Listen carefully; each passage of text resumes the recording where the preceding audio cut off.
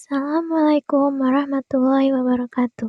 Selamat datang di Koki MP, Komunitas Kajian Ilmu Manajemen Pendidikan, yang diampuh oleh Bapak Amril Muhammad selaku dosen Manajemen Pendidikan Universitas Negeri Jakarta. Kenalkan, nama saya Farah Kamila dengan NIM 11036200066 dari MP 2020B. Pada video ini, saya akan menjelaskan tentang membangkitkan motivasi belajar peserta didik. Selamat menyaksikan. Ya, motivasi memiliki peran yang sangat penting dalam membangun kesuksesan belajar peserta didik. Sebagai pendidik di sekolah, sudah seharusnya guru senantiasa membangkitkan semangat dan terus menumbuhkan motivasi belajar pada peserta didik, agar ke depannya prestasi belajar peserta didik dapat meningkat. Terdapat banyak cara yang dapat digunakan untuk membangkitkan motivasi belajar peserta didik. Salah satunya mengenali karakter peserta didik tersebut. Memahami karakter peserta didik dalam hal ini mencakup kecerdasan, gaya belajar, dan potensi yang dimiliki peserta didik. Ketiga hal tersebut merupakan karakter yang dapat mempengaruhi motivasi belajar peserta didik. Jika guru memahami karakter peserta didik dan menindaklanjuti dengan menyesuaikan karakter mereka, maka yakinlah motivasi belajar peserta didik akan tumbuh dengan baik. Selanjutnya akan dibahas cakupan dari memahami karakter peserta didik, yang terdiri dari kecerdasan, gaya belajar, dan potensi yang dimiliki peserta didik. Pertama akan kita bahas tentang kecerdasan.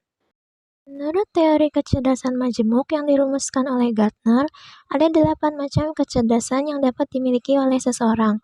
Yang pertama, kecerdasan linguistik, yaitu kemampuan berbicara atau menulis dengan baik. Seseorang yang memiliki kecerdasan ini akan mampu menggunakan kata secara efektif, baik secara lisan maupun tertulis. Dua, kecerdasan logis matematis, yaitu kemampuan untuk menalar, menghitung, dan menangani pemikiran yang logis.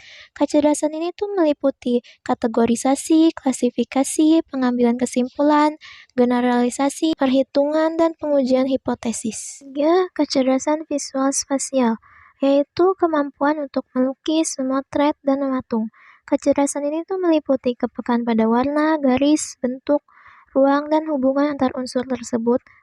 Lalu kemampuan membayangkan, mempresentasikan ide secara visual atau spasial, dan mengorientasikan diri secara tepat dalam matrik spasial. 4. Kecerdasan kinestetis jasmani, yaitu kemampuan seseorang dalam menggunakan anggota tubuhnya. Kecerdasan ini tuh meliputi keterampilan fisik dalam bidang koordinasi, keseimbangan, daya tahan, kekuatan, kelenturan, dan kecepatan. Kecerdasan musikal, yaitu kemampuan seseorang dalam mengubah lagu, bernyanyi, dan memainkan alat musik. Kecerdasan ini meliputi kepekaan terhadap ritme, melodi, dan timbre dari musik yang didengar. Kecerdasan interpersonal, yaitu kemampuan untuk memahami dan berinteraksi dengan orang lain. Orang yang memiliki kecerdasan interpersonal tinggi biasanya sangat mudah bekerja sama dengan orang lain, mudah berkomunikasi dengan orang lain, dan memiliki rasa empati yang kepada sesamanya. 7. Kecerdasan intrapersonal, yaitu kemampuan untuk mengolah perasaan dan kesadaran diri sendiri.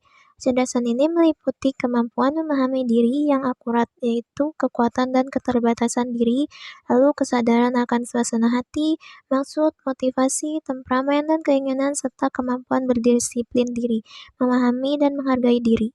Dan kecerdasan naturalis, yaitu kemampuan untuk mengenali dan mengkategorikan spesies, flora, dan fauna di sekitar. Kecerdasan ini meliputi kepekaan pada fenomena alam lainnya. Yang kedua dari cakupan memahami karakter peserta didik adalah gaya belajar. Gaya belajar adalah kombinasi dari cara seseorang menyerap informasi dan kemudian mengatur serta mengolah informasi yang telah diprosesnya. Berdasarkan penelitian Bobby De Porter bahwa kecenderungan manusia untuk belajar meliputi tiga gaya, yaitu gaya belajar visual, gaya belajar auditorial, dan gaya belajar kinestetik. Gaya belajar visual. Seseorang yang memiliki gaya belajar ini akan lebih paham tentang sesuatu hal jika membaca atau melihat ilustrasi atau gambar. Gaya belajar auditorial.